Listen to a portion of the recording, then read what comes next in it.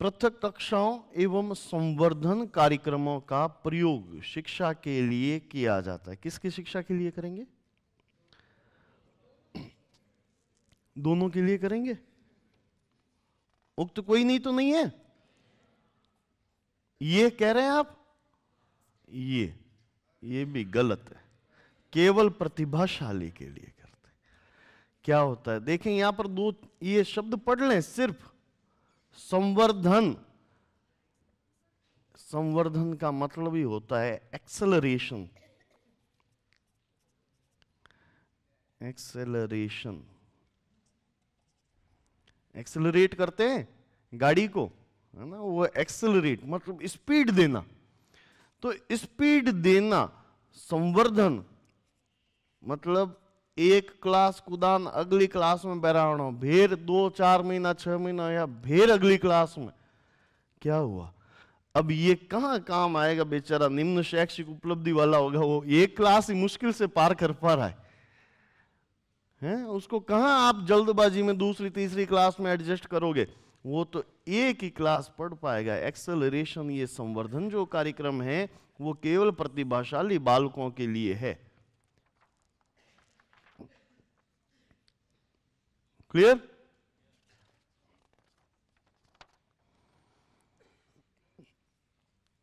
प्रतिभावान बालकों की पहचान करने के लिए सर्वाधिक महत्व देना चाहिए। प्रतिभावान की पहचान करनी है तो भाई अभिभावक कहेगा नहीं मेरा बच्चा बहुत होशियार है, तो हम मान लेंगे कि वास्तव में है भी प्रतिभाशाली। ऐसा ही है ना? तो अपने जो है माता पिता को तो हम सर्वश्रेष्ठ लगते हैं, हमारे टाबर समूह बढ़िया है, उसको महत्व नहीं दिया जाएगा। शिक्षक निर्णय कर लेगा, नहीं ये होशियार है, ये होशियार है, ये होशियार है, वो डफोड़ है। गलत हो जाएगा मामला। कोई समुदाय कहता है कि नहीं देखो आप इसे होशियार मान लो, ये एक ऐसा व्यक्ति है जो होशियार माना जा सकता है, उसको भी महत्व नहीं दिया जाएगा। वस्तुनिष्ठ परीक्षण करेंगे और उसका परिणाम आएगा, तब पता चलेगा बालक प्रतिभावान है या नहीं। क्लियर?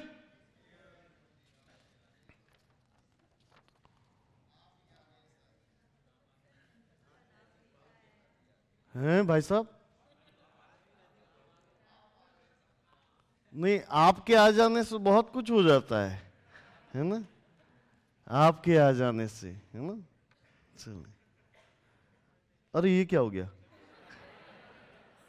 अरे ये तो बिल्कुल उल्टी चीज लिख दी। अधिक भावुक कौन है? भावुक आपको देख के लगता है मैं भावुक हूं? है जब मैं अपनी श्रीमती को शुरुआत में ही कह देता हूं कि अरे तेरे टेंशन से मैं रात भर सोया नहीं और इधर अकड़ रहा हूं, नींद बढ़िया आई है, मन ही मन सोच रहा हूं, भावनाओं की कहां जगह है? चंद्रवीर जी बेचारे भावुक है, हमारे यहाँ पर स्टाफ है। खैर ये भिन्नता का प्रकार है। अब कैसी भिन्नता है? भाव शब्द आ रहा है, शारीरिक नहीं है, नैतिक नहीं है, सामाजिक नहीं है, संवेगात्मक भिन्नता है। क्लियर? निम्न में से कौन सा कारण पिछड़ेपन का कारण नहीं है? कौन सा पिछड़ेपन का कारण नहीं है? ये रीट में आया हुआ सवाल। पिछड़ापन कैसे भाई? सामान्य बुद्धि का अभाव। अच्छा, स्वस्थ वातावरण आ ही गया सीधा। चले ठीक है। अच्छा, ये विशिष्ट और सामान्य क्या होता है? विशिष्ट और सामान्य क्या होता है? ये यहां पर विशिष्ट पिछड़ापन लिखा है, अगर मैं यहां लिखता सामान्य पिछड़ापन,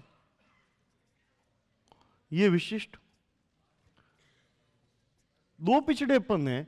अब ये विशिष्ट पिछड़ापन कोई एक विशेष क्षेत्र में पिछड़ा हुआ है, वो विशिष्ट पिछड़ापन। जो सभी क्षेत्रों में पिछड़ा हुआ है वो सामान्य पिछड़ापन। क्लियर? चलिए, बाल अपराध का कारण नहीं है, ये तो आया हुआ सवाल है। बाल अपराध का कारण नहीं है। निर्धनता, उचित घरेलू वातावरण, शारीरिक दोष, असफलता, उचित वातावरण मिलेगा तो कोई अपराध नहीं करेगा, सिंपल बात। Second option.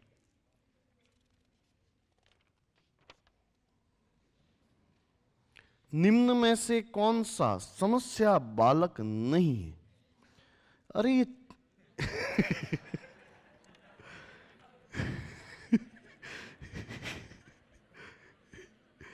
खैर ये तो बालक ही नहीं है। रख रहे हैं क्या? कितने लोगों के है? हाथ खड़ा करो तो भाई पता तो चले। चोटियां कितने लोग बना रहे हैं? ये चोरी है। चोरी, चोटी करने वाला बालक है वास्तव में, वो भी समस्यात्मक तो है वो। चोरी शब्द लिख देना आप यहां पर, है ना? हाँ, चोरी चोरी, चुपके चुपके। चोरी करने वाला, झूठ बोलने वाला, माता पिता का कहना न मानने वाला और मंद बुद्धि। ये क्योंकि अब ऐसा ही आया, अब उसमें फर्स्ट ग्रेड में क्वेश्चन ही ऐसा आया है, तो ठीक है, कहना नहीं मानता तो नहीं मानता, हम उससे ठीक है। कई बार ऐसा होता है कि बच्चे कहना नहीं मानते, तो माता पिता थोड़ा आगे बढ़ो, पाचा आई सीधो लैंड माता है ना? वो सामाजिक व्यवहार, समस्या बालक कहाँ होता है? जहां सामाजिक व्यवहार में कोई दिक्कत आ रही है। सामाजिक व्यवहार इस चोरी से प्रभावित होगा, झूठ बोलेगा, बात बात पर चोर होगा, वो झूठ बोलेगा, चोरी की नहीं साहब, मैंने बिल्कुल चोरी नहीं की, तूने मारा नहीं मारा, मंद बुद्धि, समस्यात्मक बालक है, पूरे समाज के लिए समस्या है।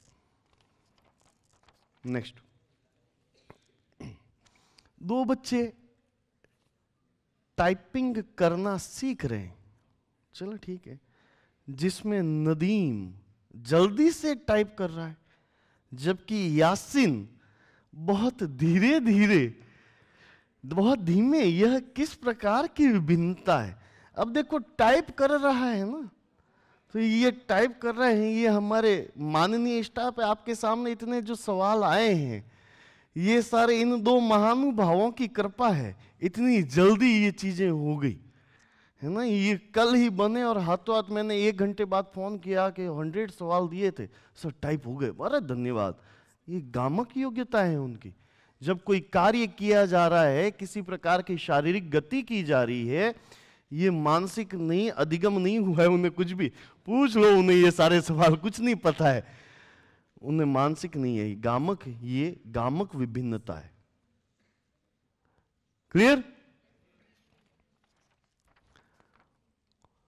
प्रतिभाशाली गुण अर्जित करते हैं, जन्मजात, बिल्कुल जन्मजात, सेकंड ग्रेड में आया हुआ सवाल है। तो ये यहां पर एक सवाल ऐसा ही आता है, प्रतिभाशाली की तरह सृजनात्मकता विकसित होती है। ये क्या सृजनात्मकता का जो है प्रारंभ है, जन्मजात होता है, ये बाल्यावस्था में प्रारंभ होती है। क्रिएटिवनेस है ना, विकसित बाल्यावस्था में होना, दिखना लग जाता है।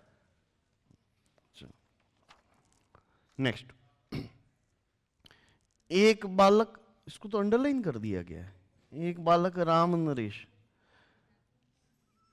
जिसकी बुद्धि लब्धि अभिषेक, तो यह भिन्नता, बुद्धि लब्धि की बात की जा रही है ना? तो राम नरेश जी की बुद्धि ज्यादा होगी, भाव तो कुछ आ ही नहीं रहा है, भाव नहीं है, क्रिया नहीं है, संज्ञान है, ये संज्ञानात्मक भिन्नता है, वही मानसिक भिन्नता।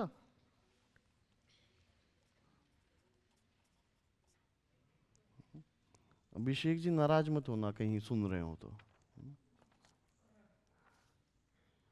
निम्न में से किस स्थिति में सजा लाभदायक हो सकती है? ये 2018 का सवाल है। पेपर आउट हो गया है, सेकंड ग्रेड अभी डिसाइड नहीं हुई, चलो इसको तो आप कहीं कुछ और कर दे, ये 2010 कर दे। खैर क्या है, जल्दबाजी के, जल्दी का काम शैतान का होता है, शैतान कुछ भी कर सकते हैं। और अभी हमने एक सवाल पढ़ा था, एक बच्चा है यासिन जो धीमे धीमे टाइप सीख रहा है, तो वो धीमे धीमे करता है तो कुछ गड़बड़ हो ही जाती है। जब बालक समझे कि सजा उसे नहीं, उसके गलत व्यवहार के कारण दी गई है। जब सजा उसके सामने, सबके सामने दे, सबके सामने देना तो गड़बड़ हो जाता है ना मामा, गड़बड़ है, ये गलत है। अध्यापक बालक को स्वयं सजा न देकर खुद खारो नहीं पड़े जा हेडमास्टर करने जा। जब बालक सजा का आदी हो जाए, ये होता है कई बार। सजा शुरू शुरू में जब मेरी नई नई पोस्टिंग हुई थी तो मुझे भी यूं बड़ा यूं आप लोगों की तरह जोश रहता, नई पोस्टिंग हो गई, गांव में कौन क्या समझेगा, कौन आरटी समझता है क्या है। मैं गया डंडा लेके हाथ में, अब वहां पर स्टाफ में 4 मैडम और अकेला मैं सर। अब वो तो आगे कर दे, वही प्रधानाध्यापक अध्यापक वाली बात, वो तो आगे कर दिया। सर ये मोणू तो हमले को नहीं था हमारा, ने सर आ गया जोश में, हमें आओ रे। एक बार डंडा, किस बदमाशी कर रहा था, डंडा मारा, दूसरी बार फिर उसको मारा, तीसरी बार जब उसको कहा ये हटिया के कहीं ठोक लो ठोक लो क्या हुआ, अब वो ऐसा आदी हो गया, उसके कहां लाभदायक हो गया, आदी हो गया, उसको फर्क ही नहीं पड़ रहा है। लेकिन जब बच्चे को ये पता चलता है कि उसको सजा सिर्फ उसे नहीं दी जा रही, कोई गलत व्यवहार किया है उसके कारण दी गई है, तो वह सजा लाभदायक होती है, आगे से वह गलत व्यवहार नहीं करेगा। क्लियर?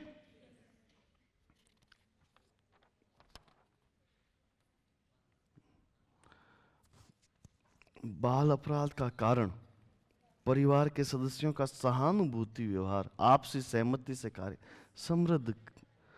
3 ऑप्शन तो गलत। हे भगवान, सुबह उठे तो तलवारों निकले, रात हुन टाइम तलवार, युद्ध प्रिय जो परिवार है ना, माता पिता युद्ध प्रिय है। पिताजी कहते हैं, बच्चा देख रहा है बेचारा, सुबह सुबह पापा कह रहे कि तू यूं थाने पच माँ बाप कैडा पच, वो बच्चा बेचारा ही कहेगा कि ए लड़ी जे है, तो वो भी एक योद्धा बनता है, बाल अपराधी बनेगा। नेक्स्ट। अरे ये ऐसी बात नहीं है कि ये ऐसी मैं कह रहा हूं, ये तो अब गौर किया, सेकंड ग्रेड में आया हुआ सवाल। चलो अर्धवार्षिक में आया हुआ चले कोई बात नहीं। अच्छा, भरतपुर वालों को समझना आ रही है? अभी समझा देते हैं आपको भी, अभी समझाएंगे, हैं? आधी आधी बात समझ में आ रही है, तलवार निकालनी समझ में नहीं आती। मेरे ख्याल में भरतपुर वालों से अधिक हथियारों की समझ और किसी जिले में नहीं है।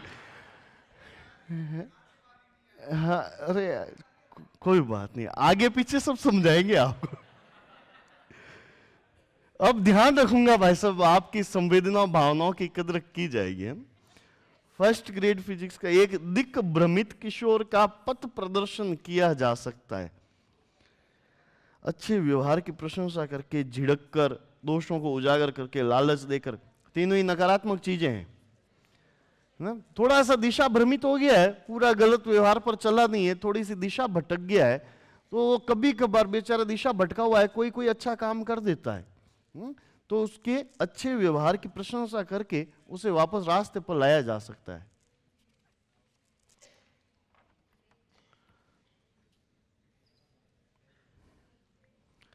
दृष्टिहीन बालकों की शिक्षा में उपयोगी, ये उपयोगी है ना, उपयोगी कर देना आप, उपयोगी सामग्री, ब्रेल, श्रवण सामग्री, उभरे मानचित्र, गणित के उपकरण, सारे हैं। ऑप्शन 4।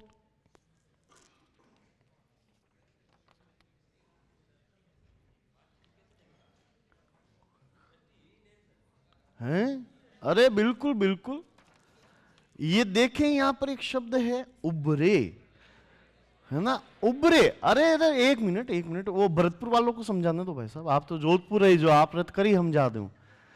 उभरे अर्थात उभरे हुए जो 3D चीजें होती है, कोई मानचित्र है, आपको शायद ये दिखाई दे रहा होगा, ये वाली चीज दिखाई दे रही है इसमें, है ना, ये अलग है, ये अंदर धसा हुआ है, ये बाहर उभरा हुआ है। तो मानचित्र जब इस प्रकार से होगा तो वो अंधे बच्चे, दृष्टिहीन बच्चे इसको छूकर महसूस कर सकेंगे कि यहां पर ये रेखाएं इस तरह से मुड़ रही है। ये ऐसे उभरे मानचित्र जो 3D वाले हैं, क्लियर। और गणित के उपकरण, अरे गणित रो, चंदा मामा और वो जो प्रकार और है ना वो ट्रायंगल और स्केल, उनको छूकर देख सकते हैं ना। तो वो छूकर जो देख सकते हैं जिन चीजों को, तो ये चारों चीजें दृष्टिहीन बालकों की शिक्षा में उपयोगी है, उनको चीजें समझाने में काम आएगी। तो ये चौथा ऑप्शन नंबर 4 क्लियर हो गया आप तो। चलिए नेक्स्ट, काइनेस्थेटिक न्यूज नहीं, ये क्यों है। अरे गलतियां तो भाई साहब देखो ना, अभी सवाल है ना, यासिन धीमे धीमे सीख रहा है। जिसके प्रशिक्षण हेतु किया जाता है लेखन, दृश्य, श्रवण और वाणी।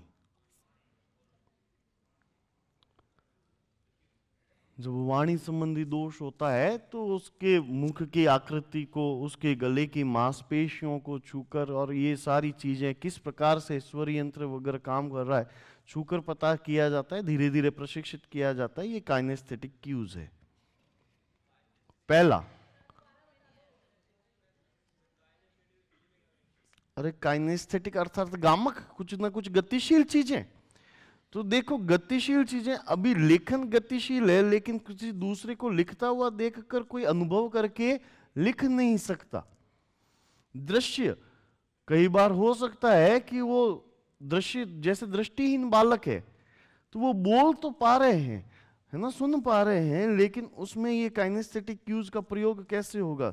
श्रवण, अब सुनने में क्या वो हाथ लगाएगा, कौन आगे दे दिया, कान के आगे अंगुलियां रख दी, अब क्या महसूस करेगा, ध्वनि कैसी जा रही है, कुछ महसूस होगा। लेकिन जब बोलेंगे तो बोलते समय वो होठों पर, क्योंकि ब्रेल लिपि वगैरह का जो आविष्कार हुआ था, बहुत सारे जो शुरुआत में कुछ बच्चे होते हैं जिनको ढंग से बोलना नहीं आ रहा है, उनको बोलने का प्रशिक्षण दिया जा रहा है। उस समय ये गला किस प्रकार से कार्य कर रहा है, ये होठों को किस प्रकार से प्रयुक्त करना है। जो हकलाते तुतलाते हैं जो बालक, है ना, हकलाने की और तुतलाने की समस्या होती है और वो स्पीच थेरेपी दी जाती है ना। तो स्पीच थेरेपी जो दी जा रही है वो इस काइनेस्थेटिक क्यूज का प्रयोग, अब है क्या इतना तो चीज मुझे नहीं पता है, लेकिन ये पता है कि वो स्पीच थेरेपी से संबंधित है। ये स्पीच थेरेपी वाणी से संबंधित है, इसका प्रशिक्षण। Next, the backward child. Backward child पुस्तक के रचयिता बर्ट।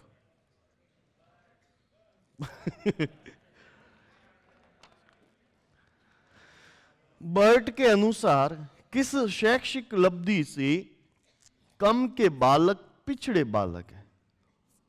85। किसकी ज्यादा टेबल वगैरह तो नहीं आती भाई साहब, लेकिन शैक्षिक लब्धि में बना सकता हूं, वो बना देता हूं। ये शैक्षिक लब्धि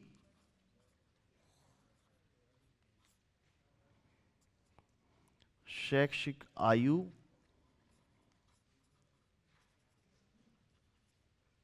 बट्टा वास्तविक आयु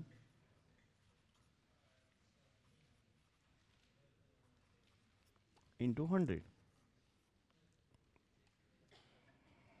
शैक्षिक लब्धि ज्ञात कैसे की जाएगी कि किसी की सामान्य शैक्षिक आयु वर्तमान में क्या है और उसकी वास्तविक आयु क्या है।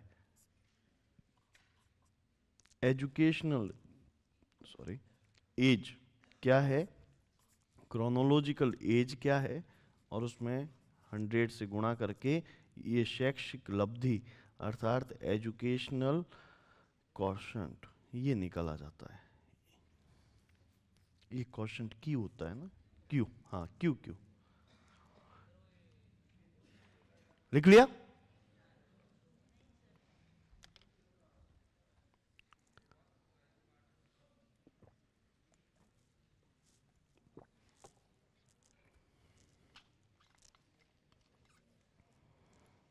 इतना ही पूछते हैं सवाल। ये बर्ट के अनुसार बात ज्यादा शैक्षिक उपलब्धि वगैरह के इतने सवाल आपके पूछे नहीं गए।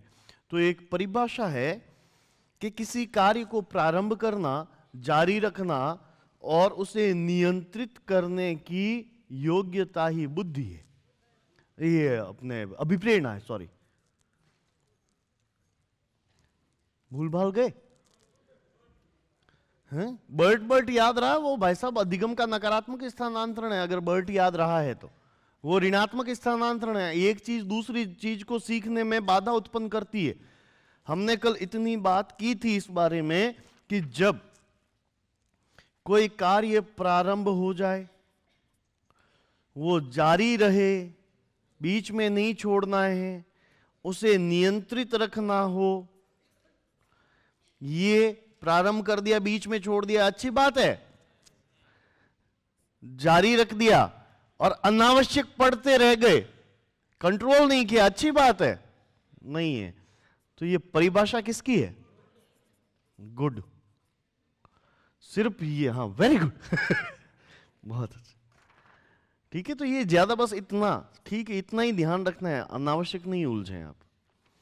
एक बालक हमीद जो अनियमित रूप से आता है, कहां आता है भाई? हाँ, वो कक्षा में आता होगा, कक्षा में ही आ रहा है। कक्षा में नियमित आने के लिए प्रेरित करने का उपयुक्त सुझाव, फर्स्ट ग्रेड में पूछा हुआ सवाल है। चलो, प्रोत्साहन देंगे, है ना? फाइन तो नहीं लगाएंगे, प्रोत्साहन देंगे, बढ़िया है। सकारात्मक चीजें सोचनी है, सोच को ही सकारात्मक रखना है। Click on the subscribe button to subscribe to our channel. Press the bell icon on the YouTube app and never miss another update.